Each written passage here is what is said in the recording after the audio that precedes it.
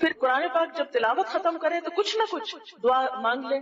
پھر اسی طرح تراویح کے بعد آپ دعا مانگیں، یعنی چاہے ایک دعا مانگے یا دو مانگے، لیکن اس میں بھی آپ تھوڑا بیلنس کر لیں.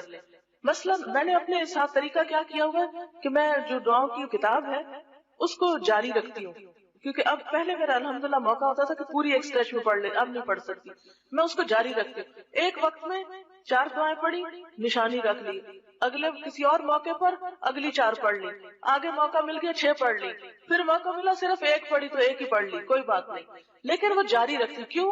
جو نبی صلی اللہ علیہ وسلم نے دعائیں مانگی اور قرآن پاک میں دعائیں آتی ہیں، یہ ساری اگر کسی طرح دن میں ایک دفعہ صبح سے شام تک وہ پوری ہو جائے کتاب تو اچھا ہے. اگر نہیں تو 2 دن میں 3 دن میں ٹارگٹ رکھ لیں. پلاننگ اس طرح کریں کہ پھر چیک کریں کہ آپ وہ کر بھی پائے یا نہیں. تو انشاءاللہ دعاؤں کی برکت سے آپ دیکھیں گے کہ بہت سے حالات اس طرح درست ہوتے ہیں کہ انسان سوچ بھی نہیں سکتا. دعا سے بڑھ کر کوئی چیز اللہ کو پیاری نہیں، لیکن ہم اس چیز کو بھول جاتے ہیں. ہم مسائل میں پڑھتے رہتے ہیں، دعا مانگنا ہی بھول جاتے ہیں.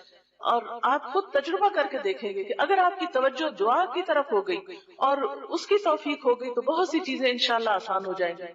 اچھا، اس میں ایک یہ بھی کر سکتے ہیں کہ اگر مختلف اوقات کی دعائیں آپ کو یاد نہیں ہوئی ابھی تک، مثلا آئینہ دیکھنے کی، گھر سے نکلنے کی، داخل ہونے کی، تو ان کو یاد بھی کر سکتے ہیں. یاد کرنے کا بھی ٹارگٹ رکھ سکتے ہیں.